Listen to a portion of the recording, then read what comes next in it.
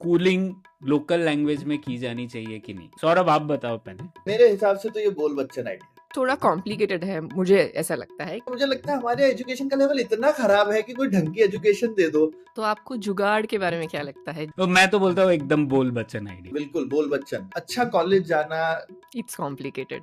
बोल बच्चन, लोगों का फेवरेट यूपीआई। बोल बच्चन। मैं भी बोल बच्चन वाली कैटेगरी में, लेकिन इसलिए लेके जाऊंगा क्योंकि यूपीआई की हाइप बहुत ज्यादा ऑलरेडी है। वर्क फ्रॉम ऑफिस अंडररेटेड है। मुझे तो लगता है छुपा रुस्तम है बिल्कुल डेमोग्राफिक डिविडेंड मेरे हिसाब से तो ओवररेटेड है। अंडररेटेड है अभी भी। क्योंकि तुम दोनों की बात सुन ली तो मेरे हिसाब से ये पेचीदा मामला है। नमस्ते, पुलियाबाजी पर जुड़ने के लिए आपका शुक्रिया।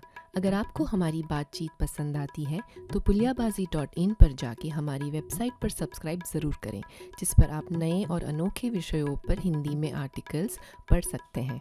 हम हमारे श्रोताओं द्वारा भेजे गए आर्टिकल्स भी इनमें शामिल करते हैं और फ़ोटो कॉन्टेस्ट और ऐसे कॉन्टेस्ट जैसे दिलचस्प प्रतियोगिताओं में भी आप हिस्सा ले सकते हैं। तो इन्हें भी ज़रूर चेक करें और ये पुलियाबाजी आपको कैसी लगी इसके बारे में हमसे ज़रूर शेयर करें। शुक्रिया।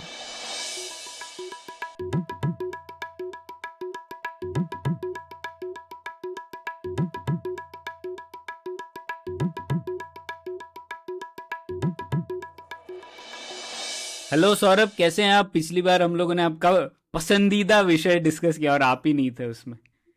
मैं सोया मेरे से, मेरे क्या कहते हैं, यूरोप के बारे में मैं कितना कुछ बोलना चाहता था। हाँ। दिल में रह गए मेरे सारे अरमान। हाँ नहीं, कोई बात नहीं, हमने आपको चैनलाइज करने की बहुत कोशिश की। क्यों ख्याति? हाँ थोड़ी बहुत। हाँ, हाँ तो ठीक है। आज हम लोगों ने सोचा ये हमारी आपस वाली पुलियाबाजी है, तो हम लोगों ने सोचा इस बार जो हमारे दोस्त है अमित और अजय, उनका पॉडकास्ट है एवरीथिंग इज एवरीथिंग, उसमें उन्होंने एक बहुत अच्छा एपिसोड किया था जिसमें उन्होंने बात की थी कुछ विषयों पर, और उन्होंने उन विषयों को रेट करने की कोशिश की कि ये ओवररेटेड है, अंडररेटेड है या कॉम्प्लिकेटेड है। तो मुझे लगा हम लोग को भी ऐसा कुछ करना चाहिए, क्योंकि हम लोगों के मन में भी बहुत सारी चीज़ें चलती रहती हैं, विषय पे हम लोग के मतभेद भी होते हैं। तो हम लोग देखते हैं कि कुछ ऐसे चुनिंदा विषयों पर हम लोगों के क्या विचार है, और इससे हमारा ये भी एक कोशिश हमारी ये भी है कि हमारे जो लिसनर्स हैं वो भी सुने और हमें और ऐसे विषय बताए जिन पे उनके विचार और वो भी ये जानना चाहते हैं कि हम लोग क्या सोचते हैं इसके ऊपर। तो हम लोग एक और एपिसोड कर सकते हैं इसके ऊपर फिर से। लेकिन उससे पहले मुझे लग रहा था ये अंडररेटेड, ओवररेटेड, कॉम्प्लिकेटेड, ये अंग्रेजी शब्द है, इनका हिंदी में ठीक से अनुवाद कैसे किया जाए? तो क्या लगता है आपको? हिंदी में कोई डायरेक्ट वर्ड तो नहीं है। जब तुमने बोला भी तो देखा, तो ये ओवररेटेड अंडररेटेड का कोई भी 1 to 1 तो निकल के मुझे तो बिल्कुल मिला नहीं। अब संस्कृत में तो हम कुछ कॉइनेज बना ही सकते हैं, हर चीज का आसान होता है, लेकिन वो फिर कुछ ऐसा लफ्ज बन जाएगा जो कि मुंह से फूटेगा नहीं। तो ये वाली दिक्कत इन कॉन्सेप्ट्स के साथ भी है। तो एटलीस्ट मैंने तो जिस तरह से सोचा, मुझे लगा कभी कभी एकदम शुद्ध हिंदी में जिसको बोलना चाहिए वर्ड नहीं निकलता है, तो अपनी चालू भाषा में तो कोई ना कोई, क्योंकि हम ये कॉन्सेप्ट्स तो हमको समझ में आते हैं, और हम लोग आई थिंक यूज करते हैं किसी और संदर्भ में भले। तो उस सेंस में मुझे लगा कि ये एक ठीक चीज होगी कि किसी और कॉन्टेक्स्ट से अगर हम ढूंढें, तो तो मुझे जो दो वर्ड दिखे वो बेसिकली दिखे।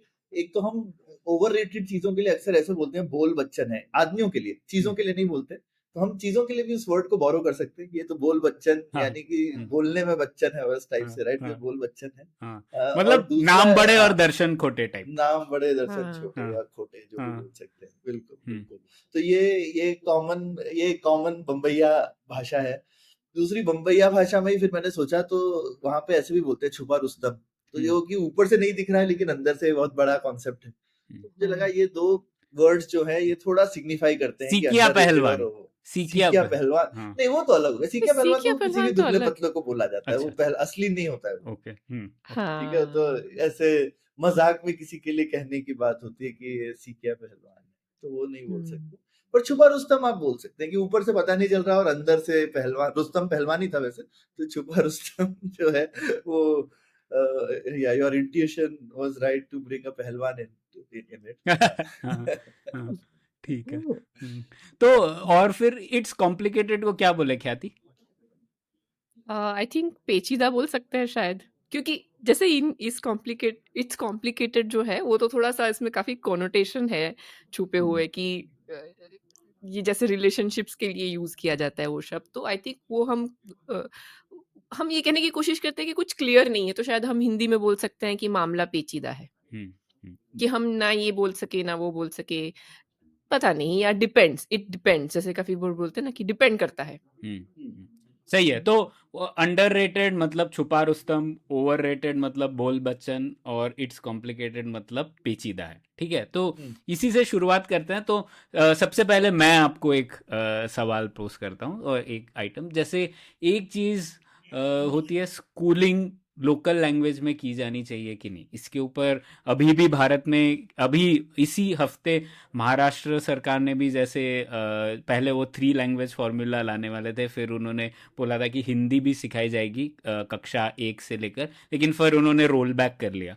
तो हम इसी तरह देख सकते हैं कि इंग्लिश में सिखाया जाना चाहिए कि नहीं 1st to 5th, या फिर लोकल लैंग्वेज होनी चाहिए। वो हिंदी हो सकती है, कन्नड़ा हो सकती है, मराठी हो सकती है। तो हम लोग हिंदी वर्सेस कन्नड़ा नहीं बात कर रहे, इंग्लिश वर्सेस इंडियन लैंग्वेजेस की बात कर रहे हैं। तो इसके ऊपर आपको क्या लगता है, ये मामला किस तरीके से समझा जाए? सौरभ, आप बताओ पहले। मुझे लगता है, by the way, I mean, जितना मैंने पढ़ा है और काफी लोगों से बात भी करी है इस विषय में, नहीं, पहले आपको अपनी रेटिंग देनी है, फिर बता। रेटिंग देनी है, हाँ ठीक है। मेरे हिसाब से तो ये बोल बच्चन आइडिया। अच्छा, ठीक है, जबकि इसके पीछे साइंटिफिक बेसिस है, पर मुझे लगता है कि वो नहीं होने से भी कुछ होता नहीं। मुझे लगता है हमारे एजुकेशन का लेवल इतना खराब है कि कोई ढंग की एजुकेशन दे दो तो ये वाली चीजें जो है ये बाद में असर करती है। कुछ ढंग की एजुकेशन, ढंग का स्कूल में ढंग से क्या कहते हैं, बहुत कुछ हम कर सकते हैं, उससे पहले कि ये इशू हावी हो जाएगा कि इसी एक चीज की वजह से हमारे बच्चे आइंस्टाइन बनने वाले हैं। ठीक है, मतलब स्कूल में टीचर आ नहीं रहे हैं, पढ़े लिखे हैं नहीं, बच्चे को पास खाने पीने के नहीं है, ठीक से वांदे पड़े हुए हैं, तो फिर हम ये चीजों पे लड़ाई कर रहे हैं फालतू। ठीक है, तो ये थोड़े मुझे भरे पेट के दर्शन वाली चीज लगती है। तो मेरे हिसाब से बोल बच्चन आइडिया, फालतू में टाइम वेस्ट कर रहे हैं। अच्छा, ख्याति। हाँ, नहीं तो मैं क्लैरिफाई करना चाहती हूँ कि आप ये कह रहे हो कि अपनी भाषा में सिखाना, इस आइडिया को हम बोल बच्चन कहेंगे कि नहीं कहेंगे, कि क्या हम उसे अंडररेटेड कहेंगे?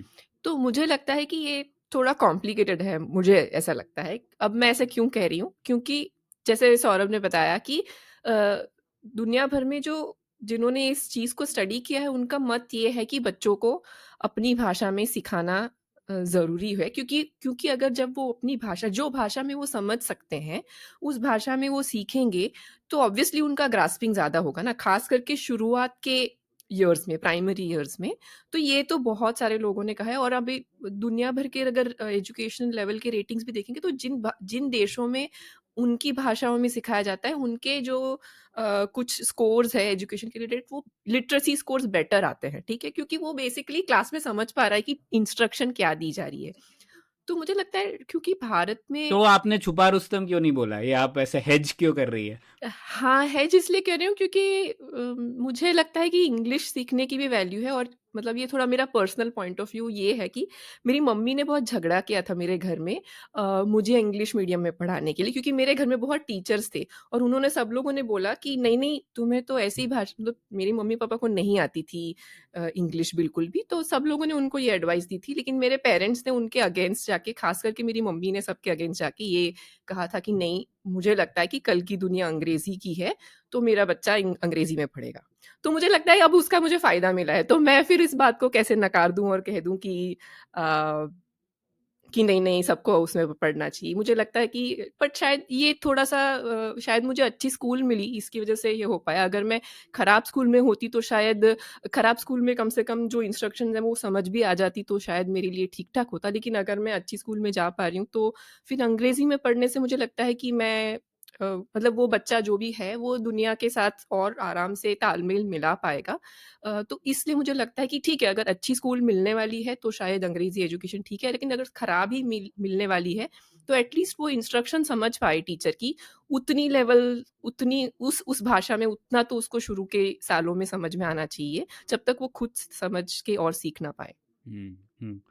तो मेरे को तो लगता है ये छुपा रुस्तम आइडिया है, क्योंकि सिर्फ प्राइमरी की बात कर रहा हूँ मैं, सेकेंडरी वगैरह में तो इंग्लिश होनी चाहिए। लेकिन सौरभ, जैसे आप कह रहे थे, एक्चुअली अगर हमारे स्कूल इतने खराब है और वो टीचर से हम लोग एक्सपेक्ट कर रहे हैं वो इंग्लिश सिखाए, तो ऐसा तो होता नहीं है। जनरली वो इन दी एंड आधी इंग्लिश सिखाते हैं जो हिंदी ढंग से वो भी सिखा नहीं पाते।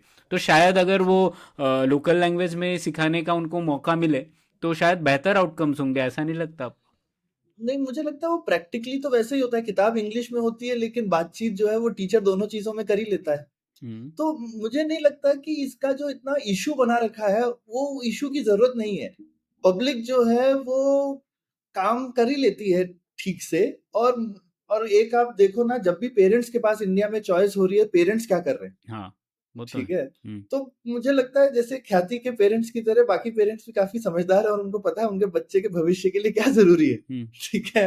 तो हम ही क्या इतने समझदार हैं कि हम बताएंगे पेरेंट्स को कि तुम अपने बच्चों को ऐसे ही हम्म पढ़ाओ। हम्म ठीक है। हम्म तो ये एक और मुझे चीज लगती है कि भले ही ठीक है, मैं भी मानता हूँ ये टेस्ट रिजल्ट्स हैं, इसीलिए मैंने बोला, अदरवाइज तो मैं बोलता कि शायद ये कॉम्प्लिकेट, मैं तो बिल्कुल मानता हूँ कि ये ओवररेटेड आइडिया है। ये इसमें हम हल्ला बहुत ज्यादा मचा लेते हैं और जो हल्ला मचाने वालों के पीछे पास में बहुत बढ़िया एकेडमिक आर्गुमेंट्स होते हैं। तो ये उस तरीके का आइडिया है जो कि एकेडमिकली बहुत साउंड होने के बावजूद मुझे लगता है कि प्रैक्टिकली उससे इतना फर्क नहीं पड़ेगा, ऐसा मुझे लगता हाँ हाँ, ये तो आप लोग जो सुन रहे हैं वो भी बताइए आपको क्या लगता है। हम लोगों के तो है। तीनों मतलब तीनों के मत अलग अलग है इस विषय पर। हाँ, तो मुझे ये टेंशन हो रहा था कि हम सब लोग एक जैसा कहीं सोचने लगेगा तो थोड़ा बोरिंग हो जाएगा, लेकिन अच्छा है, पहले में ही हमारे काफी हाँ, अलग नहीं हो नहीं, गया, हम सही है। लोगों की बहुत विचार। और वैसे मैं इसलिए सोच रहा था क्योंकि हालिया में कुछ स्विट्जरलैंड के लोगों से मिला था, और स्विट्जरलैंड में भी तो वैसे भी 4 भाषाएं हैं। तो बिल्कुल। उन लोगों को भी ये प्रॉब्लम होता है कि क्या करें। और तो वहाँ पर भी लोकल लैंग्वेज में ही सिखाते हैं, एक जर्मन या फिर और कोई भाषा। फ्रेंच। लेकिन उसके बाद सेकेंडरी वगैरह में बहुत ज़्यादा अंग्रेज़ी वगैरह उसके बाद वो सीख लेते हैं। तो ठीक, खैर वो भी है कि उनकी भाषाओं का स्ट्रक्चर इंग्लिश से बहुत सिमिलर होगा, तो इतना डिफिकल्ट नहीं होता होगा। हमारे लिए शायद वो एक एडिशनल प्रॉब्लम है। नहीं नहीं, जर्मन और इंग्लिश में तो बहुत फर्क है प्रणय। हाँ, मतलब पर अल्फ़ाबेट तो सेम है ना, वापस अल्फ़ाबेट ठीक है, नहीं लिपि सीखते पर हैं। एक है। इंग्लिश हाँ, जर्मैनिक लिपि लैंग्वेज है, लिपि एक है। नहीं? हाँ, इंग्लिश या फ्रेंच, फ्रेंच तो रोमांस लैंग्वेज। नहीं, इंग्लिश जर्मैनिक हाँ लैंग्वेज है, तो हाँ, पर मैंने कहा जर्मन और फ्रेंच भी है, इंग्लिश नहीं में वहाँ इतनी भी दूर स्विट्जरलैंड नहीं में है। फ्रेंच भी है ना। हम्म, हाँ। आधा आधा फ्रेंच है, आधा जर्मन है। तो इटालियन। वो भी एक चक्कर है। हम्म। हाँ। ठीक है, तो ठीक है, ये एक चीज हो गई जिसपे हम तीनों के विचार अलग अलग है। तो अब ख्याति, आप पूछिए, आपको ऐसा कौन सा सवाल था?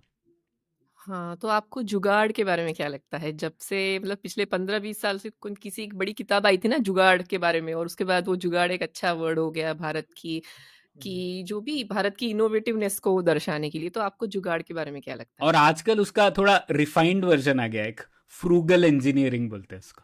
हाँ अच्छा, ऐसा ऐसा है है हाँ क्या? क्या? हाँ हाँ, तो वो है ही जुगाड़ ही है, पर जुगाड़ के लोगों के नेगेटिव थोड़े लोग लेने लगे, तो अब उसको फ्रूगल इंजीनियरिंग कहते हैं। तो मैं तो बोलता हूँ एकदम बोल बच्चन आइडिया है ये भी, क्योंकि और आजकल के चीज़ में जहाँ हम लोग देखते हैं कि स्केल की बहुत ज़्यादा ज़रूरत होती है, जुगाड़ से मतलब आप ठीक है कुछ बना लेंगे, क्योंकि आपके मतलब एक एडवर्सिटी है, एडवर्सिटी में आप इम्प्रूव कर पा रहे हो तो अच्छी बात है। लेकिन जुगाड़ से स्केल नहीं बनती। स्केल जब तक नहीं बनती तब तक आप एक प्रोडक्टिव प्रॉफिटेबल चीज़ नहीं बना सकते। तो मतलब मुझे तो उस जुगाड़ का सब ग्लोरिफिकेशन एकदम व्यर्थ लगता है, बिल्कुल यूज़फुल नहीं है हमारे कंटेक्स्ट में। सौरभ? हाँ, बिल्कुल, बोल बच्चन, ये इसमें तो मैं एग्री करता हूँ प्रणय के साथ में। एकदम बोल बच्चन आइडिया है जुगाड़ को इतना ग्लोरीफाई करना। पर मैं एक चीज़ लेकिन ऐड करूँगा कि मुझे जुगाड़ से परहेज़ भी नहीं। मुझे लगता है कि जुगाड़ की जगह है। और एक और भी चीज़ है कि हमको एक और चीज़ लगती है हिंदुस्तान में कि जैसे जुगाड़ सिर्फ़ हम ही करते हैं।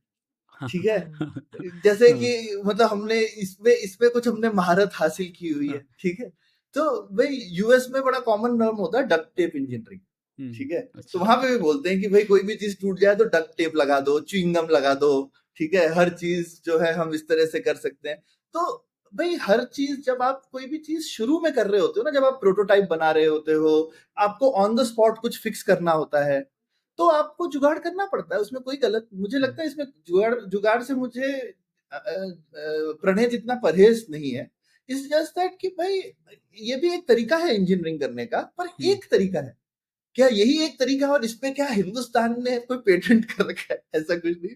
पूरी दुनिया में जुगाड़ करती है, उसको अलग अलग टर्म से बुलाती है, ठीक है। अब हम सोचें कि लेकिन ये कि आप हर जगह एक ही टाइप की चीज कर रहे हो, तो वो तो बेवकूफी वाली इंजीनियरिंग हो गई, ठीक है। तो आप हर जगह वो चीज करोगे जो आपके कंस्ट्रेंट है। तो engineering is problem solving under constraints. तो आप उस कंस्ट्रेंट में जो इंजीनियरिंग करोगे वो ठीक है। अब आप भाई सेम चीज जो कि आपको एक साइकिल ठीक करने के लिए करनी है, उस टेक्निक से आप 1 लाख साइकिल तो नहीं बना सकते। तो वो तो गलत हो गई बात। तो आपको अप्रोप्रिएट इंजीनियरिंग प्रिंसिपल यूज करना चाहिए हर जगह पर। जुगाड़ भी एक अच्छा तरीका है, कभी कभी, हमेशा नहीं होता, लेकिन कभी कभी ठीक है। एक बार मैं जुगाड़ का एग्जांपल देता हूँ। वो लॉकहीड मार्टिन का एक एग्जांपल था। सोचिए डिफेंस की कंपनी है, कुछ कर रही थी, एंड में कहीं हीट शील्ड नहीं थी उनके पास। तो उन्होंने कहा यार हीट शील्ड के लिए अभी सडनली हमको एक बड़ा सा मेटल का पीस चाहिए। तो उन्होंने वहीं पे वेयर हाउस में एक अलमारी रखी हुई थी स्टील की, उसको तोड़ा और लगा दिया। ये जुगाड़ है कि नहीं? ठीक है, प्रोटोटाइप बना रहे थे वो, प्रोटोटाइप के समय की बात है। तो प्रोटोटाइप के समय आप ऐसा कर सकते थे, जुगाड़ है तो जुगाड़ आप कर सकते हैं। जुगाड़ इज इन्वेंटिव इम्प्रोवाइजेशन, बहुत अच्छी चीज है। आप अपना दिमाग लगा रहे हैं उसी समय कि आपके आसपास जो कुछ है उससे आप कैसे जुगत लगाएं। जुगत का अभ्रंश है जुगाड़ में। ठीक है, तो आई थिंक इसमें तो मेरे मत आप दोनों की से मैच ही कर रहा है मेरा मत। यही है कि हाँ, गलत बात नहीं है, जैसे जुगाड़ तो सब लोग ही करते हैं थोड़ा बहुत तो कहीं न कहीं। पर मुझे लगता है काफ़ी बार हम जुगाड़ के चक्कर में प्रॉब्लम को पूरी तरह सॉल्व नहीं करते। हम उसको जुगाड़ से ही फिर चलाना शुरू कर देते हैं और वो हमें रोकता है कि वो प्रॉब्लम को अच्छे से सॉल्व करना या प्रॉपरली सॉल्व करना। इसलिए हमारी मतलब सब जगह मतलब मैं थोड़ी-सी नॉर्मल डे वाली चीज़ों में डिज़ाइन देखती रहती हूँ, तो मुझे लगता है हम छोटी-छोटी चीज़ें ऐसे उल्टी-पुल्टी चीज़ों में चलाते रहते हैं, लेकिन एक्चुअली कोई अच्छा प्रोडक्ट उसके लिए डिज़ाइन नहीं करते कि इस प्रॉब्लम को सॉल्व करने के लिए।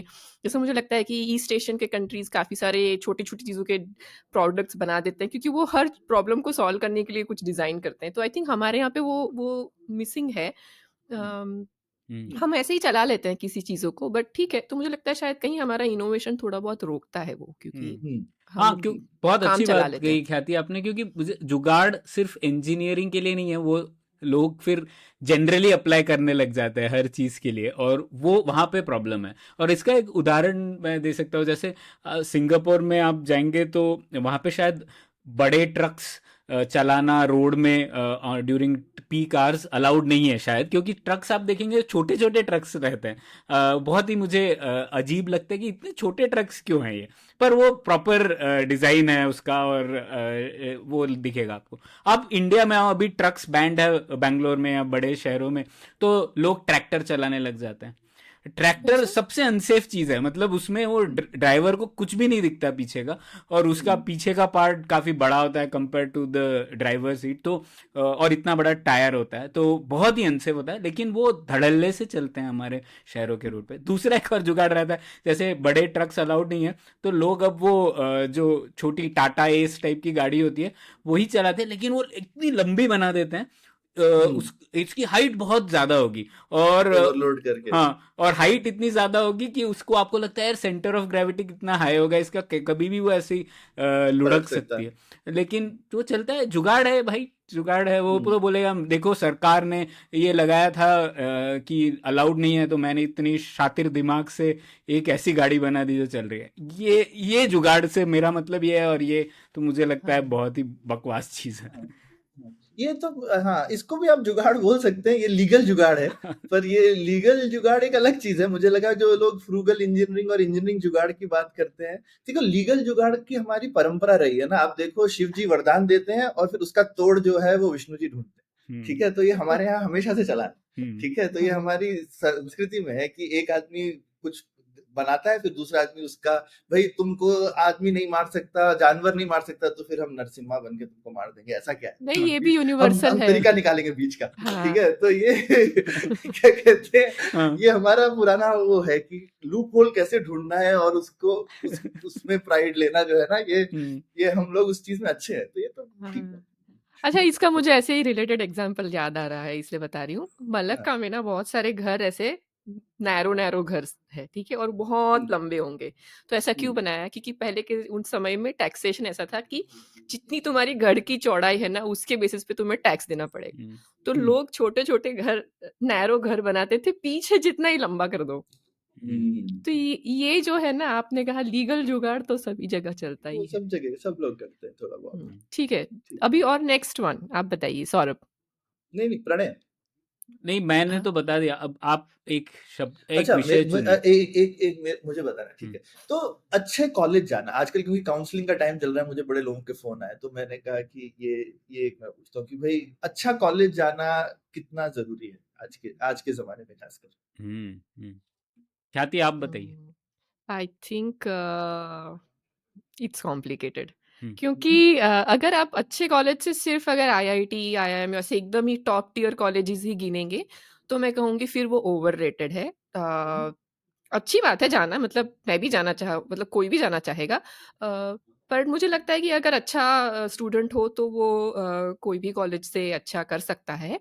हालांकि बहुत ही खराब कॉलेज होगा, मतलब बेहद ही खराब होगा, तो आपके पीयर्स भी बिल्कुल अच्छे नहीं होंगे, आपको बिल्कुल शुरुआत की जानकारी बिल्कुल नहीं मिलेगी। तो एटलीस्ट मीडियम लेवल भी हो जाए, थोड़ा बहुत ऐसे बेसिक्स आपको संभाल ले। मैं नहीं कह रही हूँ कि एकदम सुपरस्टार कॉलेज में जाना ज़रूरी है, बट एटलीस्ट थोड़ा सा अच्छा कॉलेज होना चाहिए ताकि आपकी बेसिक्स ठीक हो जाए। तो फिर आगे का काम स्टूडेंट अपने अपने हिसाब से निकाल सकता है। बिल्कुल कोई सपोर्ट नहीं मिलेगा तो फिर कॉलेज क्यों जा रहे हो? मुझे लगता है बोल बच्चन आइडिया है, क्योंकि जनरली मतलब ठीक है, पीयर नेटवर्क बहुत मायने रखता है, ये तो हमें पता है, लेकिन हमें ऐसे लगता है कि सिर्फ अच्छे कॉलेज में अच्छा पीयर नेटवर्क होता है, ऐसे तो नहीं है।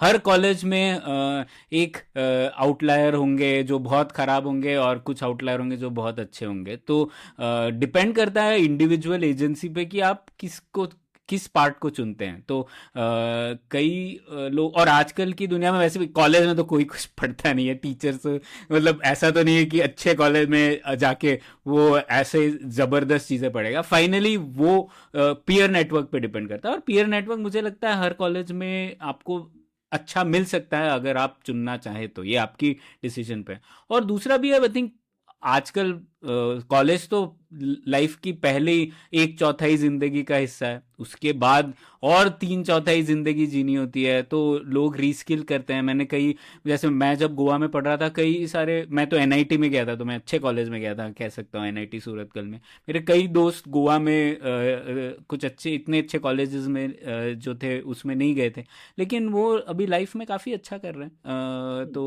उन्होंने नई चीज़ें सीखी, बहुत एफर्ट मारा कॉलेज के बाद भी। तो मुझे लगता है अच्छे कॉलेज जाना इतना महत्व नहीं रखता, किसी भी कॉलेज में आप कैसी संगत रखते हैं शायद वो उस पर ज़्यादा फर्क पड़ता है। मुझे तो लगता है कि ये अंडररेटेड आइडिया है। अच्छा, छुपा हाँ, रुस्तम आइडिया है, क्यों? छुपा रुस्तम आइडिया है, क्योंकि मुझे अभी भी लगता है कि काफी लोग, ऑल्दो वैसे हिंदुस्तान में अब ये देखो कंटेक्सचुअल भी है, आप बोल सकते हो कि किधर, जैसे अभी यूएस में अब काफी लोग बोलने लगे हैं ऐसा कि भाई वो अच्छे कॉलेज में जाके पैसे क्यों वेस्ट करने चाहिए, पर ये यूएस, तो कुछ आइडियाज ऐसे भी होते हैं जो कि हर एक जगह पे ही अंडररेटेड या ओवररेटेड नहीं होते, वहां पे हो सकता है ऐसा हो और हिंदुस्तान का माहौल अलग हो।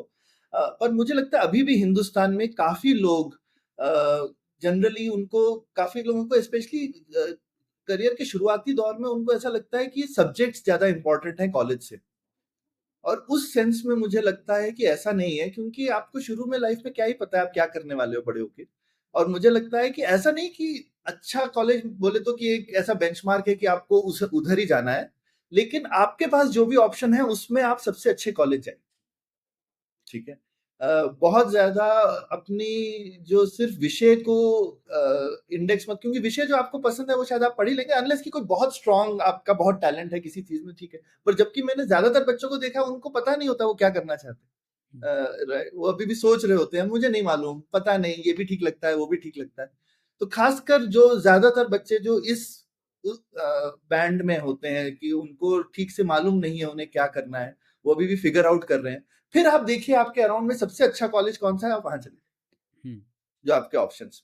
तो ये मुझे लगता है इस मामले में मुझे लगता है कि ये थोड़ा अंडररेटेड, लोग उसको कभी कभी रैंक नीचे कर देते हैं और बोलते हैं कि अच्छा मुझे ये वाली पढ़ाई ज्यादा अच्छी चाहिए, मुझे कंप्यूटर साइंस ही पढ़ना है, मुझे क्या कहते हैं यही चीज करनी है, तो मैं तो यहाँ चले जाऊंगा। ये इन सब चीजों से इतना फर्क नहीं पड़ता मेरे हिसाब से, ये आप बाद में फिगर आउट कर सकते हो। नहीं, उस बात से तो मैं आपसे सहमति रखता हूँ कि ठीक है, ब्रांच से ज़्यादा ज़रूरी होगा कि आपकी संगति कैसी है और उसमें अगर आप ऑप्टिमाइज कर सकते हो। लेकिन इंडिया में ज़्यादातर ये सप्लाई साइड प्रॉब्लम है ना, डिमांड साइड प्रॉब्लम तो नहीं है। आपको जाना होगा अच्छे कॉलेज पर, आपको मिलेगी नहीं, सीट नहीं नहीं, लिमिटेड होगी। वहाँ नहीं, हाँ। तो मैं कह रहा हूँ अच्छा रिलेटिव टर्म है। आपके सामने जो ऑप्शंस है उसमें आप देखिए कि कौन सा कॉलेज ज्यादा अच्छा है। और मैं भी प्रणय तुमसे बिल्कुल अग्री करता हूँ कि मेरी अच्छे की डेफिनेशन भी यही है कि जहां आपको सबसे अच्छा पीयर ग्रुप मिले। हम्म, हम्म, तो कॉलेज में आप जो सबसे अच्छी कमाई करते हैं वो दोस्तों की करते हैं।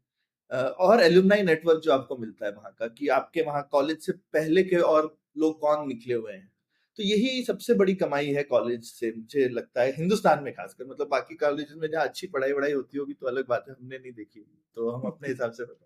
हाँ, ठीक है। हाँ, तो हम लोग को लगता है पढ़ाई तो बच्चे अपने आप कर ही लेते हैं, पर कॉलेज में जाके जो आपको माहौल मिलता है, जो संगत मिलती है, संगत जो है वो सबसे इम्पोर्टेंट है। तो आप ऐसे कॉलेज ढूंढिए जहां आपको लगता है कि माहौल अच्छा है, संगत अच्छी है, वहां पे पहले पढ़े हुए लोग अच्छे। अक्सर वो संगत आपकी डायरेक्शन डिसाइड कर देती है कि हम्म, अगर आपके दोस्त ये कर रहे होते फिर आप उसी डायरेक्शन में चले जाते हो, तो काफ़ी बिल्कुल बार उसका असर इस तरह से भी ज़्यादा मल्टीप्लाई भी हो जाता है, क्योंकि एक बिल्कुल। आप अच्छी डायरेक्शन क्या है उस ज़माने में क्या पता किसको। तो हाँ जो एक थोड़ा आगे ग्रुप है उसको पता है, अगर वो पकड़ पा रहा है और अगर आप उस ग्रुप के साथ हो तो आप भी कुछ बेटर चीज़ पकड़ पाओगे अपने लिए। हम्म। ठीक। ठीक है। तो तो इसमें नेक्स्ट। भी अब हम लोगों की असहमति हो गई, ठीक है, तो आगे चलते हैं। अब मेरी बारी। हाँ, मैं हाँ। सोच रहा था मैन्युफैक्चरिंग, क्योंकि हम्म, अब मैन्युफैक्चरिंग, अभी इकोनॉमिस्ट में भी आर्टिकल आया था, मैन्युफैक्चरिंग डेल्यूजन। तो मैं सोचना चाहता था मैन्युफैक्चरिंग कितना ज़रूरी है, ओवररेटेड, ये बोल बच्चन आइडिया है या फिर छुपा रुस्तम आइडिया है या पेचीदा मामला है? सौरभ। हम्म। मेरे हिसाब से तो छुपा रुस्तम आइडिया हम्म, बिल्कुल अंडररेटेड। अभी मैंने मेंशन भी किया था आई थिंक तुमको अलग से, ये अभी एक चाइनीज स्कॉलर का आर्टिकल भी था इस बारे में कि हम अक्सर सोचते हैं कि भाई पैसे से आप चीजें ले लेंगे, लेकिन चीजें बनाने की जो क्षमता है उससे और बहुत चीजें पॉसिबल हो जाती हैं। और अगर सही में आप दिक्कत में फंसोगे तो चीजें बनाने की क्षमता जो है वो आपके काम आती है। तो ये एक तरह से हाथ के हुनर वाली चीज है कि जब आप सर्वाइवल मोड में जाओगे या जब भी कभी कॉम्पिटिटिवनेस बहुत ज्यादा हो जाएगी, लड़ाई हो जाएगी, तो अगर एज अ कंट्री आपके पास में चीजें बनाने की काबिलियत नहीं है तो फिर बहुत ज्यादा दिक्कत होने वाली है। तो मुझे लगता है कि ये एक अंडररेटेड आइडिया है। हम हिंदुस्तान में खासकर हमने काफी ऐसा सोच लिया कि भाई इसका ये मतलब नहीं है कि आपको सब कुछ खुद बनाना चाहिए, पर मैन्युफैक्चरिंग की कैपेबिलिटी होनी चाहिए। अब उसको आप किन चीजों के लिए यूज करते हो ये तो आपके ऊपर डिपेंड करता है। तो सब चीज बनाना ये ये स्वदेशी का आर्गुमेंट नहीं, लेकिन कैपेबिलिटी होना जो है अलग अलग चीज की बनाने की, वो इसका आर्गुमेंट है। और ये आसान आर्गुमेंट नहीं है सोचना, क्योंकि कुछ कुछ कैपेबिलिटी समझ में नहीं आता। अभी रिसेंटली यूएस में कोई बोल रहा था कि जैसे वहां पे उनको लोकल मोल्ड बनाने वाले नहीं मिल रहे जो मोल्ड बना सके। ये वाली capability by the way India में भी काफी कम। और मैं एक बार किसी एक यूरोपियन कंपनी से मिल रहा था, वो बहुत प्राउड थे, अरे हम तो 200-300 साल से मोल्ड बना रहे हैं, तो हमारे पास वो कैपेबिलिटी है 200-300 साल की कि हम मोल्ड खुद से बनाते हैं चीजों के, तो सांचे बेसिकली। तो सांचे अच्छे बनाना बिल्कुल आसान काम नहीं होता। तो ये जो चीजें हैं ये मुझे लगता है कि अभी भी छुपा रुस्तम कैपेबिलिटीज हैं। लोग सोचते हैं कि बाकी चीजें ज्यादा ग्लैमरस हैं वगैरह, पर ये जरूरी है।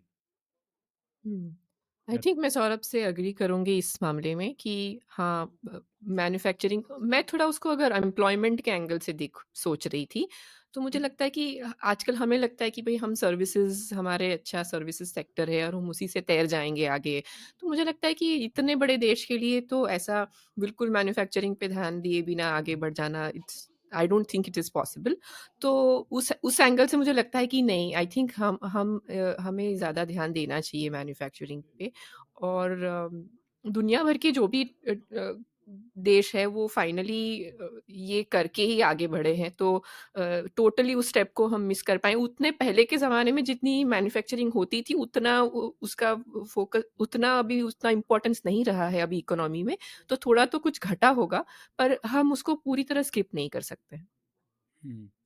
मेरा मत इसमें थोड़ा मुझे लगता है कि ये थोड़ा इट्स कॉम्प्लिकेटेड पेचीदा मामला भारत के दृष्टिकोण से तो हाँ लगता है हम लोग इतने नीचे हैं इस मामले में कि ठीक है बेहतर होना ही ज़रूरी है।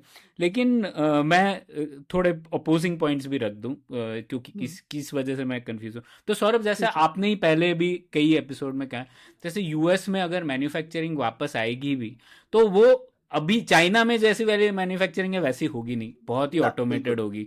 तो उसमें एम्प्लॉयमेंट तो होने नहीं वाली है, वो ख्याति तो का वो पॉइंट। वो हाँ मैं बोलने वाला हाँ था तो कि मैं ख्याति के पॉइंट से सहमत नहीं हाँ रखता हूँ। मुझे नहीं लगता कि मैन्युफैक्चरिंग फ्यूचर के एम्प्लॉयमेंट के लिए बहुत काम आने हाँ वाला है। हाँ। हाँ। तो वैसे ही चीज कैपेबिलिटी के लिए भी रखती है सौरभ, मुझे लगता है। अच्छा। जैसे अभी आर्टिकल इकोनॉमिस्ट में ही आया था कि किस तरीके से अभी यूक्रेन और रशिया में जो वॉर हो रहा है, अभी यूक्रेन एब्राम्स टैंक यूएस से लेता है, ठीक है। तो यूएस में एब्राम्स टैंक मैन्युफैक्चर होती है वगैरह। वो मैन्युफैक्चरिंग एब्राम्स टैंक मतलब 75 टैंक्स दिए उन्होंने 3-4 साल में बना के। वो उसमें से 60 टैंक तो रशिया ने ड्रोन से ही उड़ा दिए।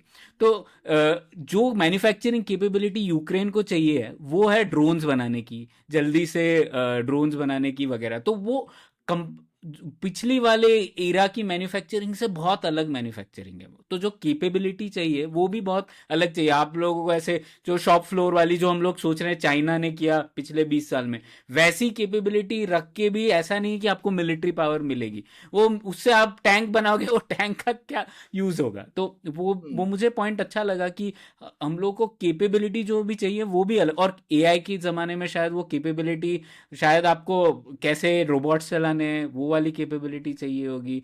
और वो कैपेबिलिटी शायद आप जल्दी से बना भी सकते हैं। अब जैसे मोल्ड वाले नहीं है यूएस में बनाने वाले, तो यूएस तो पैसा दे के खरीद सकता है ना, किसी को कोई आ जाएगा। दुनिया में ऐसा तो नहीं है कि नहीं है, चाइना के लोग भी आ जाएंगे अगर 10x सैलरी मिलेगी तो। राइट। नहीं, पर यही चीज में मुझे जो लगती है, तो ये जो कैपेबिलिटीज है वो तो मुझे लगता है चेंज होती रहेंगी। कैपेबिलिटी से ज्यादा आप बोल सकते हो टूल्स चेंज होते रहेंगे। कल को आप एआई यूज करके मोल्ड बनाओगे, ऐसा तो नहीं है कि खुद ही से बनाओगे, है ना। बिल्कुल। आप एआई, लेकिन आपको पता होना चाहिए ना कि अच्छा मोल्ड क्या होता है, कैसे होता है। आपको उसकी मैकेनिकल इंजीनियरिंग आनी चाहिए, टॉलरेंसेस वगैरह समझ में आनी चाहिए, मैन्युफैक्चरिंग प्रोसेस समझ में आना चाहिए। तो एक ये चीज होती है कि आपके यहाँ पे ये जब जैसे ये स्किल नहीं होता, तो इसके अराउंड की रिसर्च, इसके अराउंड की बाकी टेक्नोलॉजीज, सब पूरा इकोसिस्टम है, ये पूरा बंद हो जाता है। ठीक है। तो ये वाली जो चीज है कि हम सिर्फ, तो इसीलिए जैसा हिंदुस्तान भी करने की कोशिश करता है ना, कि हम सिर्फ मेक इन इंडिया, मतलब आप अपनी चीज डिजाइन करो और सिर्फ हिंदुस्तान में बनवा लो, वो बहुत ही लो एंड मैन्युफैक्चरिंग है। मैं सिर्फ उसकी बात नहीं कर रहा हूं, आपको चीजें डिजाइन और बनाना दोनों करना आना चाहिए। ठीक है। अब यूएस ने लेकिन क्या सोचा, मैं सिर्फ डिजाइन करूंगा, बनवा कहीं और लूंगा। लेकिन ये इतना सेपरेशन ऑफ कंसर्न आप नहीं कर सकते, क्योंकि डिजाइन करने और बनाने के बीच में भी काफी ज्यादा आइटरेशन है और लूप है, जो कि जरूरी है और वो आसान नहीं है। जब आप दूर से करते हो तो एक फ्रिक्शन तो आता ही है, और आपके इनोवेशन का जो साइकिल है वो लंबा हो जाता है और बड़ा हो जाता है। और फिर आप ऑप्टिमाइज कर सकते हो करंट चीज को बहुत ज्यादा, क्योंकि आप उसको सस्ता करते जा रहे हो। लेकिन अब इन्हीं लोगों को मिल के नई जो नेक्स्ट जनरेशन टेक्नोलॉजी है वो भी तो यही लोग मिलके बनाएंगे। तो वो भी आपने बहुत ज्यादा दूर दूर अलग अलग कर दी ये चीजें, तो फिर इन लोगों का जो मिलजुल करके इनोवेशन करने का मौके हैं वो भी कम हो जाते हैं। तो ये सब बहुत जरूरी है। ये इंटरडिसिप्लिनरी दुनिया है। आप अगर डिसिप्लिन को जोग्राफिकली बहुत दूर दूर बिखरा छितरा दोगे तो बड़ा मुश्किल काम है। तो ये प्रैक्टिसिंग आर्ट्स हैं और ये होनी चाहिए, ताकि आप ये सब लोग एक दूसरे के साथ मिल के काम करें, ऐसा मुझे। पर पूरा एविडेंस तो हमारे पिछले 30 साल का एकदम ऑपोजिट है ना। जितनी सप्लाई चेन लंबी हुई है उतना बेहतर हुआ है, इफिशिएंसी हुई है। हम बिल्कुल लोग लो कॉस्ट में कई सारी चीजें कर पा रहे हैं। तो ठीक बात है। तो ये एफिशिएंसी वर्सेस इनोवेशन का आर्गुमेंट है। तो बिल्कुल आप ये सोच, इसलिए कोविड में दिक्कत हो गई थी ना काफी सारी। आप इतनी एफिशिएंसी लगा सकते हो ये सिस्टम में, तो ये इकोनॉमिक आर्गुमेंट नहीं है। क्योंकि अगर आप सिर्फ पैसे के लिए और सिर्फ सस्ता करना चाहते हो, एक ही हमारा ऑब्जेक्टिव है कि हम सस्ती कर दे चीज, तो ये ठीक है। नहीं नहीं, सस्ते की भी बात नहीं है। देखिए, मूर्स लॉ इसीलिए कहा जाता है क्योंकि हम लोग स्पेशलाइज कर पाए एक एक चीज में, इसीलिए हम लोग इतने बेहतर हो पाए और वो एक प्रेडिक्शन को लॉ में बेहतर कर पाए। तो ये सिर्फ एक एफिशिएंसी की बात नहीं थी, हम लोगों ने इनोवेट किया क्योंकि ASML सिर्फ मशीन ही बना रहा है यूवी की, उसको और कुछ नहीं करना, उसको सिर्फ यूवी की एक अच्छी बेहतर लिथोग्राफी बनाते रहे बस। तो वो नहीं तो उनके पास मैन्युफैक्चरिंग कैपेबिलिटी, तो ये मैं थोड़ी बोल रहा हूँ कि सबको सब कुछ मैन्युफैक्चर करना चाहिए। तो उनके पास मैन्युफैक्चरिंग कैपेबिलिटी है ना ASML के पास, तो अच्छी बात है। तो मैं ये थोड़ी बोल रहा हूँ कि उनको स्क्रू भी बनाने चाहिए और उनको क्या कहते हैं दरवाजे भी बनाने चाहिए सबको। तो इसलिए मैं कह रहा हूँ ये आर्गुमेंट को स्वदेशी के साथ नहीं मिक्स कर देना चाहिए। तो मैन्युफैक्चरिंग कैपेबिलिटी होना वर्सेस कि हम सब कुछ बनाएंगे, ये दोनों अलग चीज। ख्याति नहीं, आई थिंक मैंने तो पॉइंट बता दिया ना अपना। हाँ, तो अब मैं पूछती हूँ। हाँ, नेक्स्ट इज मेट्रो के बारे में आप क्या सोचते हो, पब्लिक ट्रांसपोर्ट वाला? मैं चाहता हूँ पहले, मुझे तो मेट्रो बहुत पसंद है। छुपा रुस्तम आइडिया है, इसलिए नहीं क्योंकि मैं मेट्रो यूज़ करता हूँ, लेकिन मुझे लगता है छुपा रुस्तम आइडिया। पता है क्योंकि भारत में बहुत लोगों को लगता है मेट्रो इतनी महंगी है, हमको क्यों चाहिए, बसें ही चला दो, बसें चला देंगे तो क्यों मेट्रो चाहिए। पर मुझे लगता है भारत का हर शहर, जैसे सौरभ बोलता है, 1 करोड़ से ज़्यादा का होगा और उसके लिए इंफ्रास्ट्रक्चर अभी प्लान करना बेहतर है। और ठीक है, और दूसरा ये बात है कि मेट्रो में जो एक डिग्निटी मिलती है किसी भी इंसान को, एसी होता है अब, तो मतलब वो डिग्निटी किसी और ट्रांसपोर्ट में नहीं दे पाती उस रेट पे, है ना। पब्लिक ट्रांसपोर्ट पे आप रोज अगर अफोर्ड कर सकते हो उबर लेना तो अलग बात है, लेकिन जो इंसान बस में जाता है, धक्के खा के स्कूल ऑफिस पहुंच रहा है, स्कूल पहुंच रहा है, उसके लिए मेट्रो एक अपग्रेड है। और वो देखकर मुझे लगता है हम लोग बसें भी इंस्पायर होंगे कि यार हम लोगों का कंपटीशन मेट्रो है जिसमें अच्छी सर्विस है, तो हम लोगों को भी बेहतर करना है। तो मुझे लगता है कि हर शहर में मेट्रो होनी चाहिए। भारत के कई बड़े शहर, जो 100 शहरों में होनी चाहिए, सबके लिए ज़रूरी है। और ठीक है, पहले हमेशा ये प्रॉब्लम होगा कि लोग यूज़ नहीं कर रहे हैं, लेकिन बाद में वो चीज़ें इंप्रूव हो जाती है। ख्याति, आपने ही एक वीडियो शेयर किया था, जैसे सिंगापुर में भी ये डिस्कशन हो रहा था 70 के दशक में कि होना चाहिए कि नहीं सिंगापुर में मेट्रो, लेकिन आज देखो सिंगापुर शायद मेट्रो के बिना आप शायद उसका इमेजिनेशन भी नहीं कर सकते। तो इसीलिए मुझे लगता है मेट्रो छुपा रुस्तम आइडिया है। कैसे फाइनेंस करना है वो अलग बात है, और मुझे लगता है जैसे बैंगलोर मेट्रो ने भी फेयर्स बढ़ाए हैं, वो एकदम वाजिब है। मेट्रो की कीमत इतनी कम नहीं होनी चाहिए कि वो लॉस मेकिंग एंटिटी हो जाए। तो किस तरीके से उसे प्रॉफिट मेकिंग बनाया जाए, मतलब एटलीस्ट की सस्टेन कर पाए, उतना तो बनता है। तो मेरा ये आइडिया है। सौरभ, आपको क्या लगता है? तो मुझे लगता है कि देखो मेट्रो, तुमने काफी आर्गुमेंट दिया कि क्यों अच्छा आइडिया है, लेकिन ये तो ऑलरेडी बहुत ज्यादा पॉपुलर आइडिया है। तो ये एक हमको ये भी देखना चाहिए कि आइडिया ऑलरेडी जनमानस में, तो मेरे हिसाब से ये आज की डेट में ओवररेटेड आइडिया। ठीक है, तो मेट्रो के बारे में कौन गलत बोलता है इंडिया में? सब तो फैन है मेट्रो के, क्या ठीक है, बात है, सिवाय कुछ चुनिंदा लोगों के। कुछ एक्टिविस्ट लोग उसका ऑपोजिशन करते हैं। उस दुनिया में ज्यादा रहता है तो ये उसको ज्यादा सुनाई देते हो। अरे नहीं, आप कोई भी अखबार पढ़ लो, बोले जयपुर मेट्रो क्यों चल रहा है, जयपुर में कोई यूज नहीं करता है, क्यों चाहिए जयपुर को, बस चलाओ। अरे वो बोलते ऐसे है, लेकिन वहां बन रही है, उनके पॉलिटिशियंस को मालूम है, लोगों को पसंद है सब। ठीक है, तो ये आज की डेट में इंडिया में बहुत पॉपुलर आइडिया है। तो मुझे लगता है वो इतना ज्यादा हो गया कि आज की डेट में ये क्या कहते हैं ओवररेटेड है, मेरे को ऐसा लगता है। तो ये अपने, आपको नहीं लगता और सब शहरों में होना चाहिए मेट्रो? जितने हैं अभी तो 20 शहरों में, 20-25 शहरों में होगा शायद, 100 शहरों के लिए मेट्रो अभी नहीं बनाना चाहिए।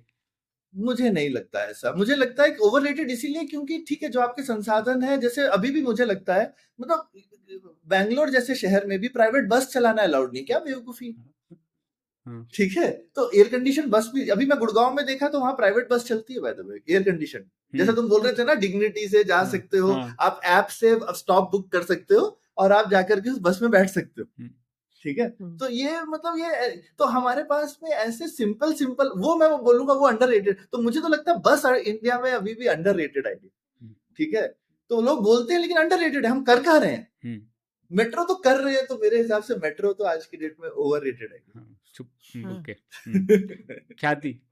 ठीक है, हाँ, तो मेरा मत ये है कि मेट्रो ओवररेटेड है और मैं उसका एक्सप्लेनेशन ये दूँगी कि अच्छा, मैं उसके अगेंस्ट नहीं हूँ, ठीक है, आपने जो भी फ़ायदे बताए प्रणय, वो मैं मानती हूँ, पर मैं इसे अंडररेटेड इसलिए कह रही हूँ क्योंकि मुझे लगता है कि मेट्रो तभी काम करेगी जब उसके आस-पास एक अच्छा नेटवर्क बनेगा और मुझे लगता है कि हम उस नेटवर्क को फ़िलहाल इनफ तवज्जो नहीं दे रहे हैं। उस नेटवर्क में हर चीज़ आती है, पेडेस्ट्रियन के लिए आसान हो जाना चाहिए वहाँ तक पहुँचना। वहाँ पे बसेज़ होनी चाहिए जो उसको फीडर बसेज़ हो, जो मेट्रो की तरफ अलग-अलग दिशाओं से आए। तो एक्चुअली क्वेश्चन कभी भी मेट्रो वर्सेस बस का नहीं होता है। क्वेश्चन हमेशा मेट्रो और बस दोनों मिलती है कि नहीं, उसका होता है, राइट? तो आई थिंक ये सब चीज़ें शायद हम भारत में अभी नहीं समझ रहे हैं। तो इसलिए हम ये सब काफ़ी बार आर्ग्यूमेंट करते रहते हैं कि ये होनी चाहिए, बट मुझे लगता है कि इवन मेट्रो को अच्छी तरह से चलाने के लिए या उसका फ़ायदा उठाने के लिए हमें बाकी सारी चीज़ों पे और ध्यान देने की ज़रूरत है। तो इसलिए मुझे लगता है कि मेट्रो फ़िलहाल ओवररेटेड आइडिया है। और मैंने वैसे अभी ज़िंदगी में पहली बार ट्रैम में बैठी थी जब मैं जापान गई थी। तो मुझे ट्रैम भी बहुत अच्छा ऑप्शन लगा। ओके, क्यों? तो मैं कहूँगी शायद बड़े शहरों के लिए ट्रैम अच्छा ऑप्शन नहीं है, पर मिड साइज़ या छोटे शहरों के लिए बहुत अच्छा ऑप्शन है। क्योंकि वो बस से बड़ी होती है, वो 2-3 डब्बे होते हैं, उसके अंदर वो भी एसी हो सकती है। वो एक ही स्पेसिफिक पाथ पे ही चलती है, लेकिन उसका जो पाथ है ना, वो आपके बाकी के इंफ्रास्ट्रक्चर को रोकता नहीं है। मतलब एक बार वो ट्रैम क्रॉस हो गई ना, फिर आपका जंक्शन खुला है। ठीक है, तो वो बहुत ही इंट्रूसिव नहीं है, उसके लिए बहुत कुछ करना भी नहीं पड़ता है। तो मुझे लगता है कि हमारे बहुत सारे शहर हैं जहाँ पे या तो बसेस चलाई जा सकती है या तो इवन ट्रैम का आइडिया कोई खराब नहीं है ट्राई करने के लिए, अगर सही से दिमाग लगा के करा जाए। तो मुझे लगता है कि और से बहुत और चीज़ें हैं ट्राई करने को। हाँ। बिल्कुल, मैं बिल्कुल मानता हूँ। आजकल मेट्रो एक तरह से एक हथौड़ा मिल गया लोगों को, बस अब मेट्रो बना दो भाई। तो बाकी चीजें भी हैं, बाकी और देख शायद लो। एक ही शहर में किसी रूट पे शायद मेट्रो सेंस कर सकती है और किसी और रूट पे शायद बस ज़्यादा सेंसिबल कहला सकती है। तो ऐसे रूट रूट क्या है, कितने उसकी फ्रीक्वेंसी है, बिल्कुल। कितने लोग वहाँ पे जा रहे हैं, ज़रूरत है, उस हिसाब से उस नेटवर्क को देखना चाहिए ना। हाँ, और ये इस तरीके के यूरोप वगैरह में काफी शहर हैं जहाँ तीनों चीजें होती हैं, बस, ट्राम, मेट्रो। तो तीनों चीजें एक दूसरे के, जैसा तुमने बोला कि एक दूसरे के साथ जुड़ी हुई भी होती। हाँ, अब सौरभ, आपकी बारी है, आपको चुनना है एक। हाँ, तो एकदम लोगों का फेवरेट यूपीआई। प्रणय आप बताइए। अ, हाँ, मुझे लगता है यूपीआई। बोल बच्चन। ओके, हम्म क्यों? मुझे मतलब क्योंकि यूपीआई जैसे इम्प्लीमेंटेशन दूसरी जगह भी हैं, तो मतलब मेरा लेंस ये है कि जैसे भारत हमेशा कहता है कि ये बहुत ही शानदार टेक्नोलॉजी है, और कई बार अभी तो फॉरेन पॉलिसी में भी इसकी चर्चा बहुत होती है। तो उस दृष्टिकोण से अच्छी बात है, लेकिन अक्सर ऐसा नहीं है। वैसे ही सौरभ, जैसे आप भी पहले कह रहे थे, ऐसा नहीं है कि जुगाड़ सिर्फ भारत में होता है, वैसे ही ऐसा नहीं है कि यूपीआई सिर्फ भारत में, और भी अलग अलग देशों में इम्प्लीमेंटेशन है उसका। तो उस दृष्टिकोण से ऑलरेडी बहुत ज़्यादा बात हो चुकी है उसकी, इसीलिए मैं ये कह रहा हूँ। लेकिन एक टेक्नोलॉजी अच्छी है, मुझे तो लगता है फ़ायदा हुआ है उसका। एक सिस्टम पे पूरे देश को लाने से फ़ायदे तो हुए हैं। इसमें अभी लोगों ने एस्टिमेट भी कर रहे हैं कि कितना इकोनॉमिक गेन हुआ है। अभी तक अच्छे एस्टिमेट्स नहीं हैं हमारे पास, लेकिन हाँ, फ़ायदा तो हुआ है। और उसके रिस्क्स तो हैं ही कि एक हनी पॉट जैसे लोग बोलते हैं, रिस्क है।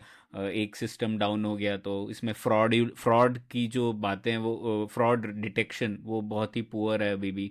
और क्योंकि इसमें कोई कि कोई पैसा नहीं बना रहा है इस सिस्टम में, किसी को इंसेंटिव नहीं है फ्रॉड प्रिवेंशन का। तो जैसे हम लोग इसी हफ्ते अखबारों में आया है कि किस तरीके से यूपीआई फ्रॉड बैंकों के लिए काफ़ी बड़ा मुद्दा बन गया है। और पर फिर भी कौन उसमें इन्वेस्ट करेगा, क्योंकि ना तो एप्स पैसे बना रहे हैं, ना तो फिर जो सिस्टम है वो पैसे बना रहा है। तो there is no incentive to fix that. तो इसीलिए मैं कहूँगा थोड़ा बोल बचन।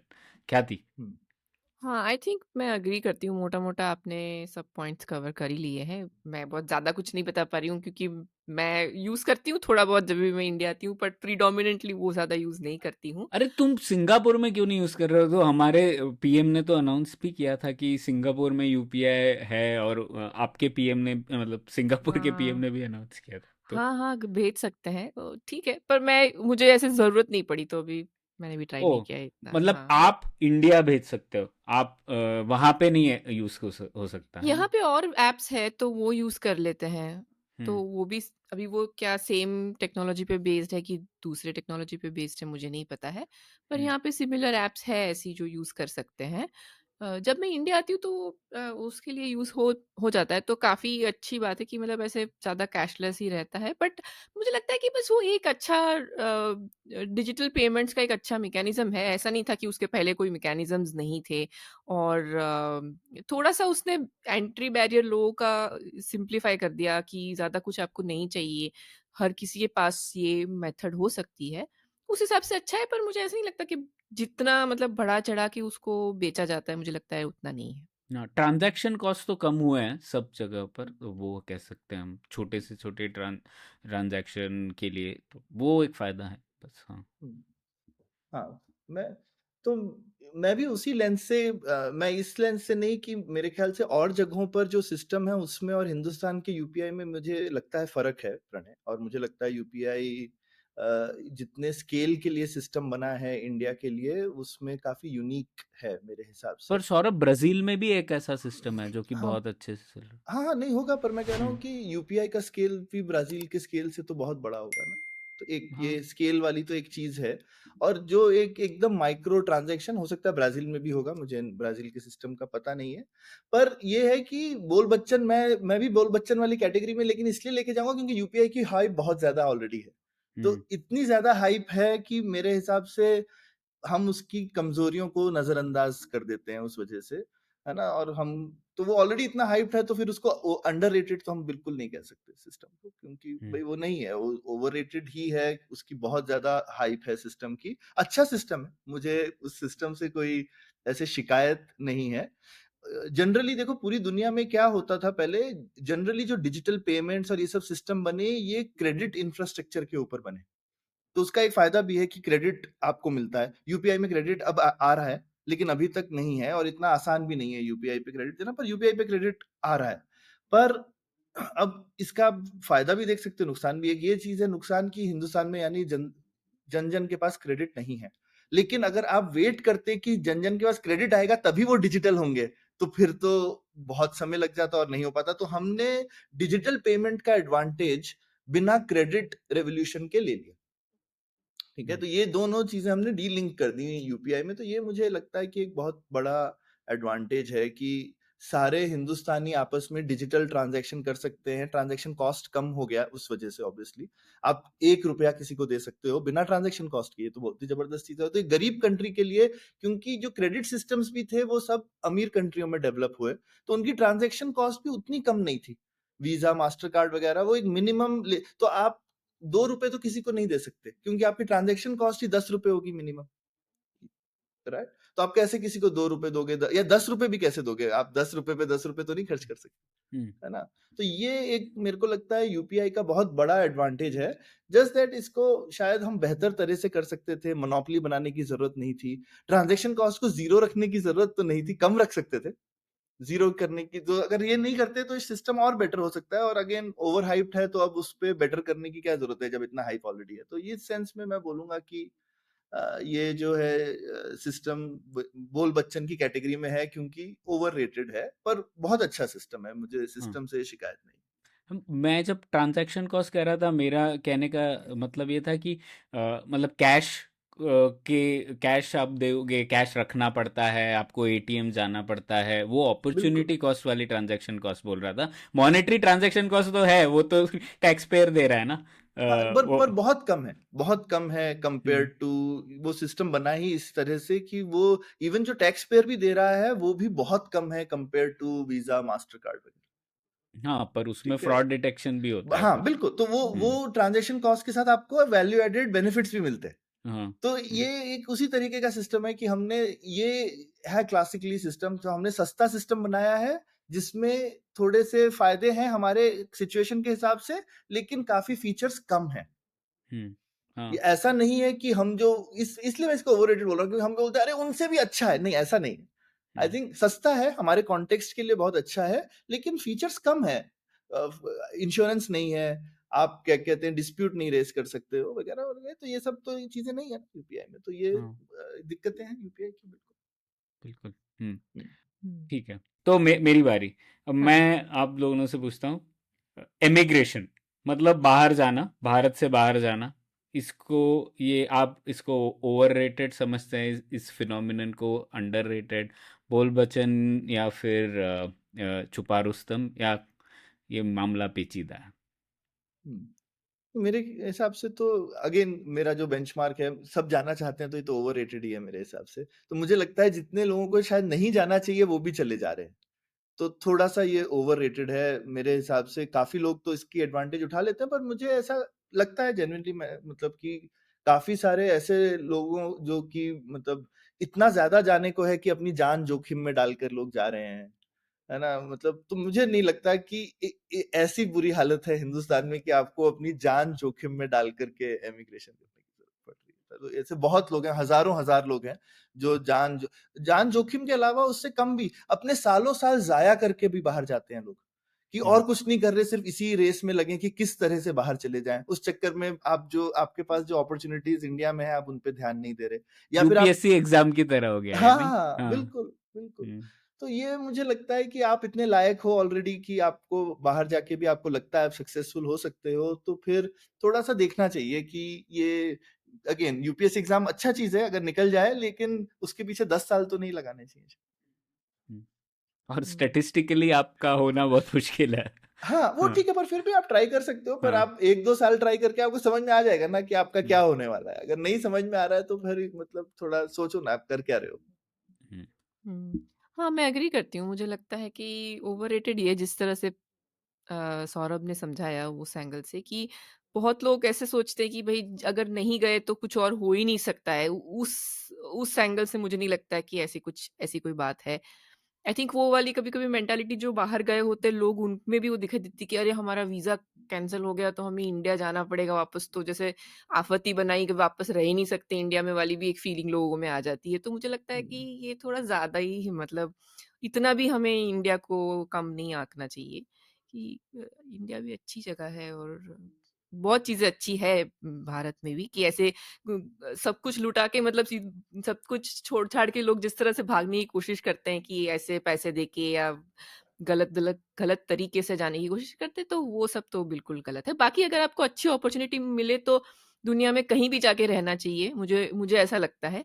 तो हुँ। कुछ सीखने को मिले या कुछ नए मौके मिले, उसकी वजह से अगर पूरी दुनिया में देखने का मन है, तो उस टाइप की चीज़ों को चेज़ करना चाहिए, बट ऐसे पागलपन की तरह नहीं। हम्म।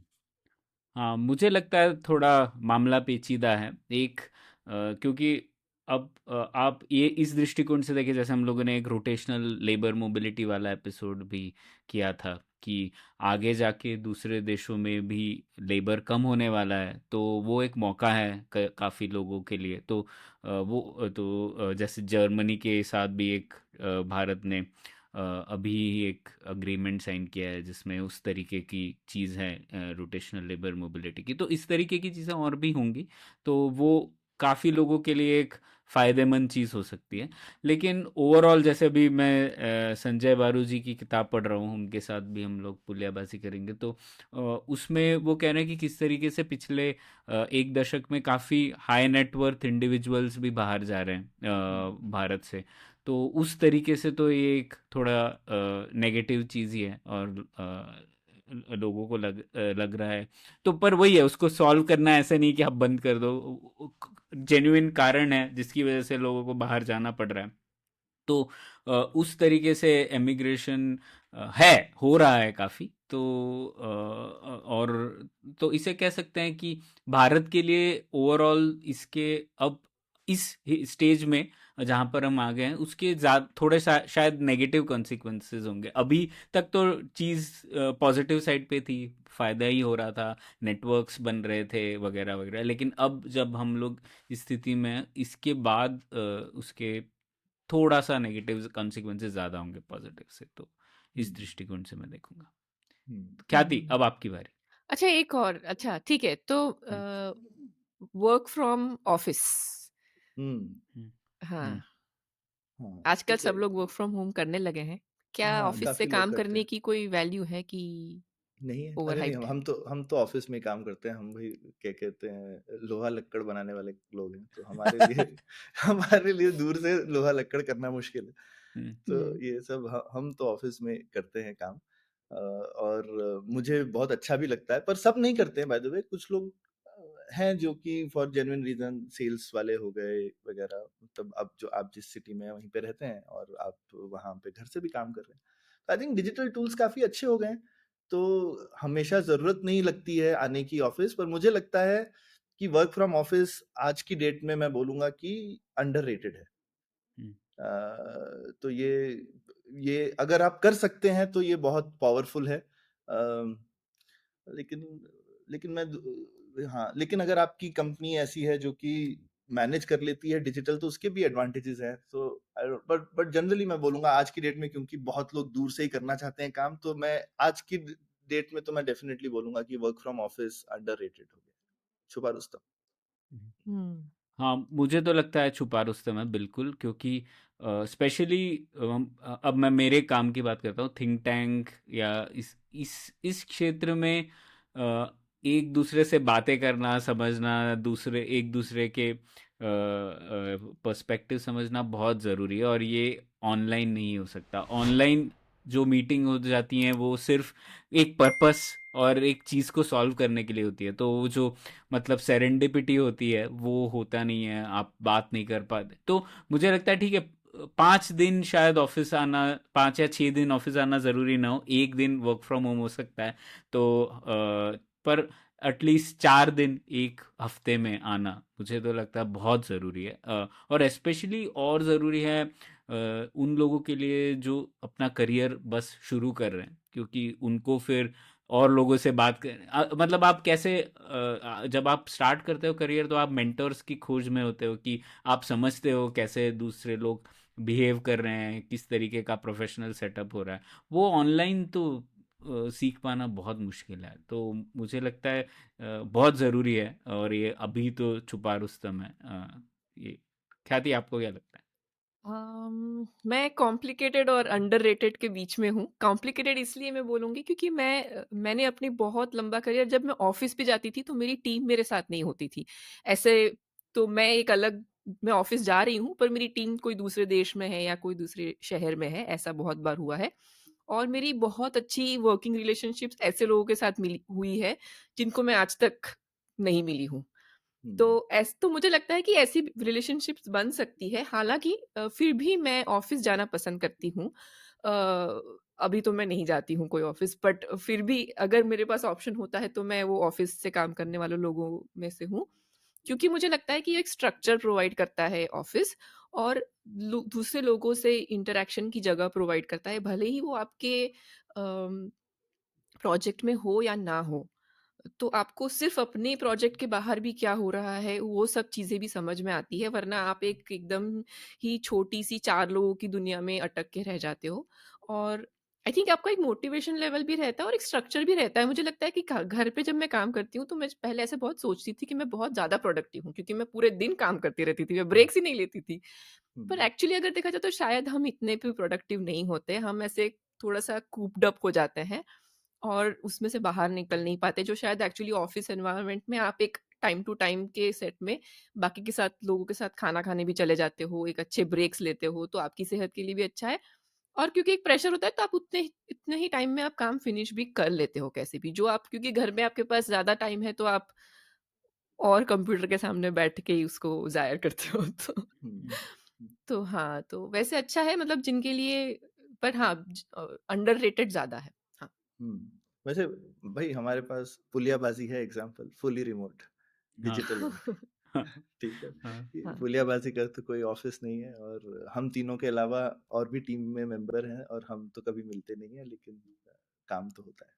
हाँ हाँ। हाँ, तो एक्चुअली काम की बात तो है ही नहीं। मुझे भी लगता है, जैसे हाँ, मैं कभी कभी हाँ, एक्सपेरिमेंट किया है मैंने ऑफिस में, कि first half of the office day मैं लैपटॉप पे काम बिल्कुल नहीं करूँगा। हम्म, मतलब क्योंकि ऑफिस का उद्देश्य तो वो है ना कि आप लोगों से बात कर पाए या फिर बिल्कुल, कुछ समझ पाए। तो अगर आप वहाँ ऑफिस में जाके ही लैपटॉप पे कर रहे हो तो मुझे लगता है फिर वो बोल बच्चन वाली बात हो जाएगी। हम्म, वो आप घर पे भी कर सकते हो तो, हम्म, लेकिन आप ऑफिस में ये नहीं कर पाओगे कि हाँ एक कोई नई किताब पढ़ी है भाई उसके ऊपर डिस्कशन हो जाए, या फिर अभी कुछ ईरान इजराइल वॉर चल रहा था तो लोगों को क्या लगता है, या उस तरीके की चीजें कर पाना जरूरी है। तो मैं कभी कभी ये एक्सपेरिमेंट करता हूँ कि इंटेंशनली लैपटॉप आप छोड़ दो, या फिर तो उस तरीके से मुझे लगता है ऑफिस ज्यादा फायदेमंद तो और ऑफिस में ऐसा भी होता है ना, दो लोग बात कर रहे हैं तो तीसरा घुस जाएगा। अब है। ये हाँ हम तीन बात कर रहे हैं तो कौन तीसरा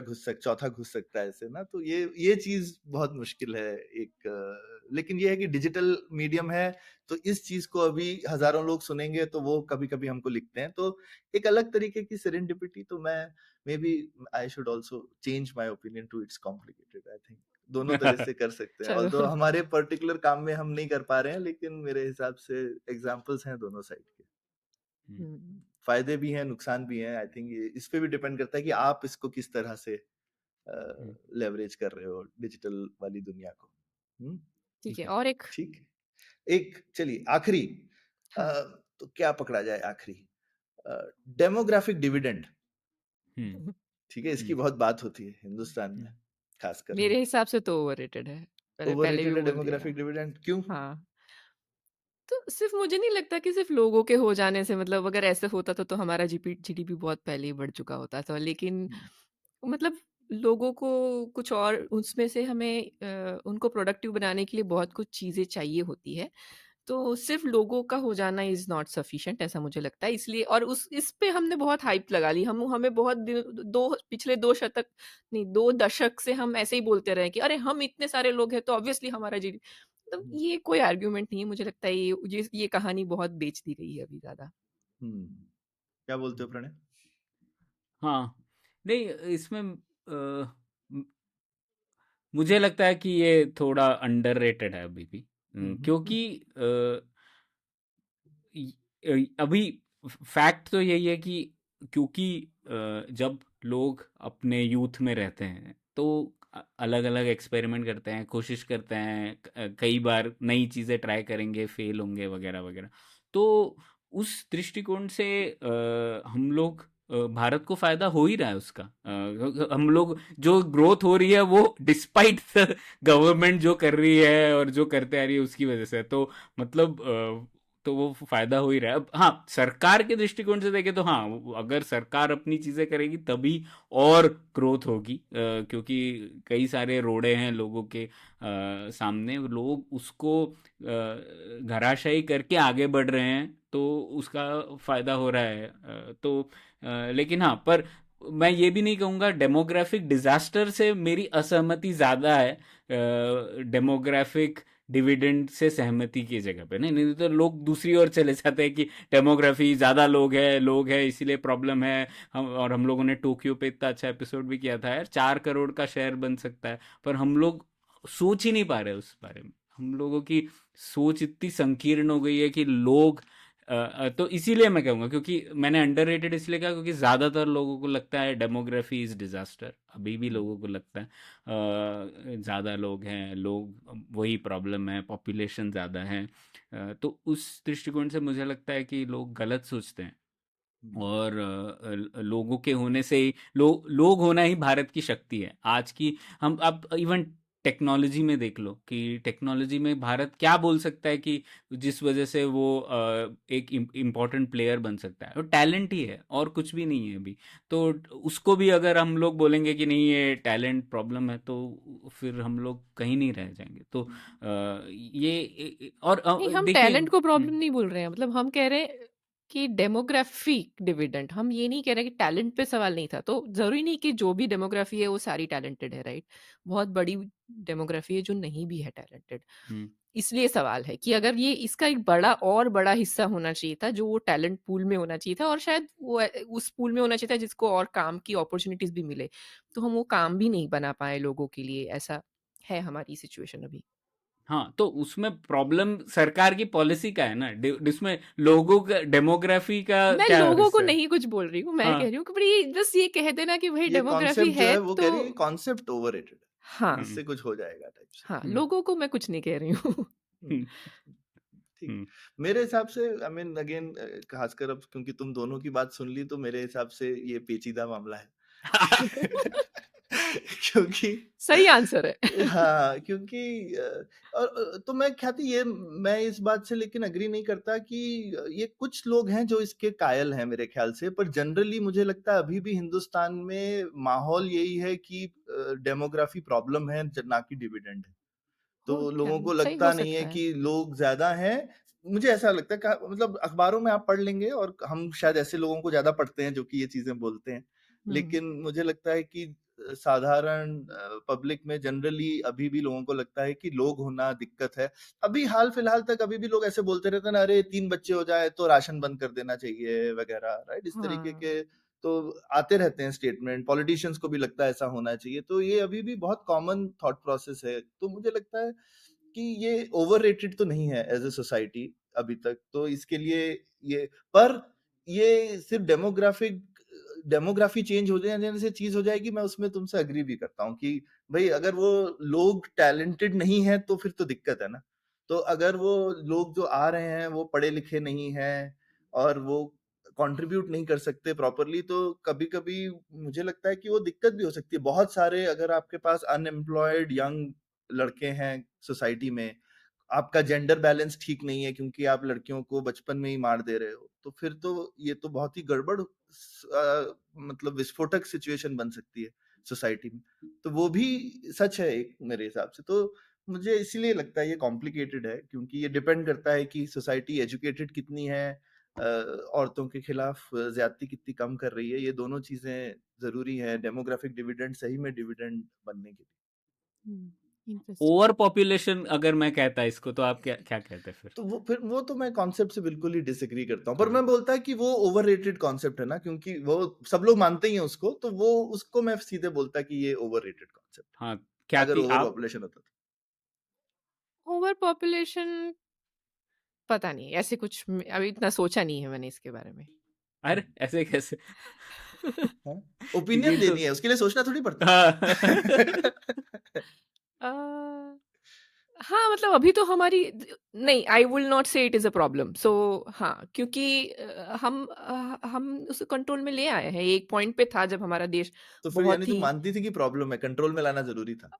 मतलब अगर वो जो करेक्ट। 90s 80s 90s के दशक में जिस रेट से वो बढ़ रहा था, जो भी था, तो ऑब्वियसली 90s में नहीं, शायद उसके पहले का समय 70s के समय तक, तो जब वो तो खैर आई थिंक मुझे लगता है कि वो तो ठीक ही था। वो उतना ऑब्वियसली उतनी करनी जनसंख्या चाहिए थी की कंट्रोल। स्पीड से बढ़ने की कोई ज़रूरत नहीं है जब हमारा बेस इतना बड़ा है। मतलब बेस छोटा नहीं है ना, हम बड़े बेस पे बात कर रहे हैं ऑलरेडी।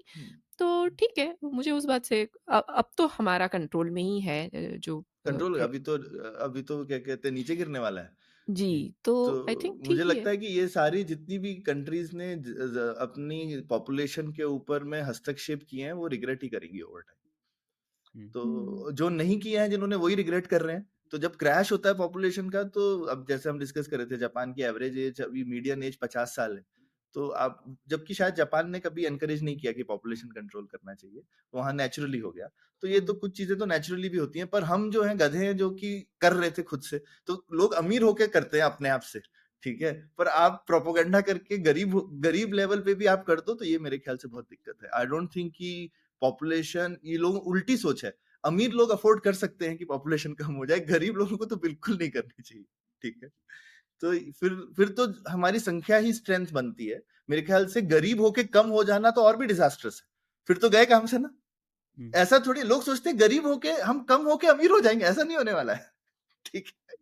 तो ये ऐसा नहीं है कि कोई एक फिक्स्ड पाई ऑफ मनी है और वो डिनोमिनेटर में कम कर दूंगा तो वो अपने आप, ऐसा नहीं है, लोग ही पैसा बना रहे हैं। तो हम अमीर होके अपनी पॉपुलेशन अपने आप से लोग कम करते हैं, एक नेचुरल प्रोग्रेशन है ह्यूमन रेस का, वो तो ठीक है। तो आपने जो बोला उसी की वजह से तो डेमोग्राफिक डिविडेंड है भाई, पॉजिटिव हाँ, है। हाँ, नहीं क्या कहते हैं, ठीक बात है। तो इसलिए मैंने कहा कि कॉम्प्लिकेटेड है ये चीज, मैं ये नहीं बोलूंगा कि, लेकिन सिर्फ डेमोग्राफिक डिविडेंड से ही हम अमीर भी हो जाएंगे वो तो, इसलिए मैं कह रहा हूँ कि कम तो नहीं करना चाहिए, वो तो मैं उस बात से नहीं, तो इसलिए आई थिंक कॉम्प्लिकेटेड मैंने इसीलिए बोला कि ये कॉन्सेप्ट के हिसाब से ओवररेटेड या अंडररेटेड, दैट्स ऑल। अदरवाइज तो मैं बिल्कुल, अगर मुझे लगता है जितने हम ज्यादा हों उतना अच्छा है, ज्यादा होने में शक्ति। बिल्कुल। फाइनली दुनिया में हर दूसरा इंसान हिंदुस्तानी होना चाहिए, फिर तो और अच्छा हो जाएगा। तो अभी कितने 100 करोड़ लोग, कितने अभी नहीं 10 बिलियन लोग हैं ना, 16% है ना अभी हम 16% है, हम 16 से हमको 40% तो हो ही जाना चाहिए। ठीक है, मैं इस बात पे डिसएग्री करूंगी, पर ठीक है उसका डिस्कशन फिर कभी करेंगे। हाँ, ठीक, बिल्कुल। तो ठीक है, इस एपिसोड का हम यही अंत करते हैं। आप लोग भी बताइए आपको ये कॉन्सेप्ट अच्छा लगा क्या, और अगर आपके पास ऐसे और विषय हैं तो हमारे साथ ज़रूर साझा कीजिए। हम लोग ऐसा एपिसोड एक बार और करेंगे अगर आपको पसंद आए तो ठीक है। तो इसी मुद्दे पर ये एपिसोड ख़त्म करते हैं। शुक्रिया। शुक्रिया।